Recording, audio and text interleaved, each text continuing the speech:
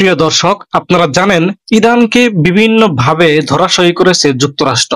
Iran পারমাণবিক শক্তিধর একটি রাষ্ট্র হতে চায় অনেক দিন ধরেই, কিন্তু সেই স্বপ্নে বারবার পানি ঢালছিল যুক্তরাষ্ট্র। কখনো তাদের পারমাণবিক বিজ্ঞানীকে হত্যা করে, কখনো তাদের পরমাণু যে গবেষণাগার আছে সেখানে হামলা করে বিভিন্নভাবেই চেষ্টা করে যাচ্ছিল যুক্তরাষ্ট্র, যাতে ইরান কখনো পারমাণবিক বোমা তৈরি করতে না পারে। কিন্তু সেটি এবার হতে যাচ্ছে।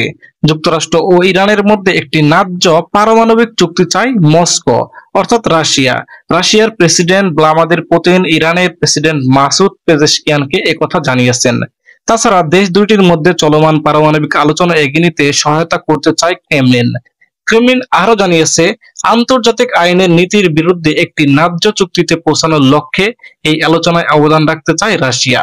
সম্প্রতি পারমাণবিক কর্মসূচি নিয়ে চুক্তি করতে দ্বিতীয় দফায় যুক্তরাষ্ট্রের সঙ্গে আলোচনা করেছে ইরান।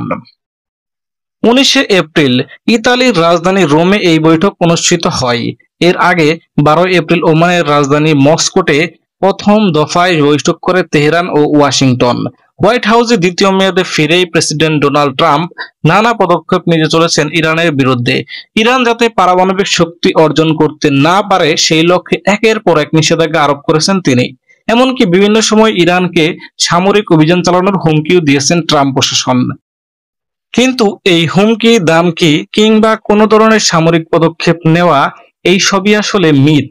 এগুলোর কোনোটাই করা সম্ভব না, এটি বুঝতে পেরেছেন ট্রাম্প। এরপরও তাদের সঙ্গে চুক্তি করা যায় বলে মনে করেছেন ট্রাম্প, কারণ তাদের হুমকি দামকি দিয়ে আর লাভ হচ্ছে না, কারণ তাদের পাশে আছে বিশ্বের আরেক ক্ষমতাধর রাষ্ট্র রাশিয়া এবং চীন। এজন্য ইরানের সর্বোচ্চ ধর্মীয় নেতা আয়াতুল্লাহ খামেনিকে চিঠিও লিখেছেন ডোনাল্ড ট্রাম্প। তবে খামেনি বলেছেন, যুক্তরাষ্ট্র হামলা করলে ইরানও বসে থাকবে না। তবে যুক্তরাষ্ট্রের সঙ্গে বৈঠকের বিষয়ে রাশিয়া ও চীনকে নিয়মিত অবহিত করেছে ইরান। এরই মধ্যে এই বিষয়ে আলোচনার জন্য রাশিয়া সফর করেছেন ইরানের পররাষ্ট্রমন্ত্রী। তাহলে বুঝতেই পারছেন, সেই দিন আর বেশি দেরি নয় যেদিন ইরান পারমাণবিক শক্তিধর একটি রাষ্ট্র হয়ে উঠবে। এবং ইরানের পরমাণু শক্তিধর দেশ হওয়ার পেছনে প্রত্যক্ষ এবং পরোক্ষভাবে অবদান রেখেছেন চীন এবং রাশিয়া। এটি ইরানকে সবসময় কৃতজ্ঞতার সহিত মনে করতে হবে।